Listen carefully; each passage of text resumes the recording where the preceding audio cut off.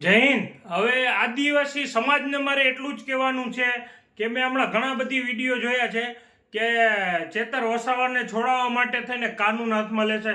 તો મારી બધા જ આદિવાસી સમાજને નમ્ર વિનંતી છે, કોઈ કાનૂન હાથમાં નથી લેવાનો।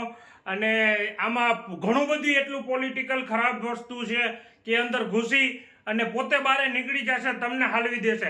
એટલે ખોટે ખોટી રીતના કોઈના કહેવા ઉપર કરવાનું નથી। જે પણ લડત લડવાની છે એ આદિવાસી સમાજને કાનૂનને લઈ અને લડવાની છે, કોર્ટમાં લડવાની છે। એના માટે હાઈકોર્ટ છે, સુપ્રીમ કોર્ટ છે, ત્યાંથી જામીન મંજૂર કરવાના છે। અને થોડા જ દિવસોમાં હવે ચેતર વસાવા પણ બહાર આવશે। આ મિત્રો યાદ રાખજો, કેમ કે અમુક એની લિમિટ પીરિયડ હોય છે કે જેથી કરી એને જામીન એને મળવા પાત્ર થતા હોય છે।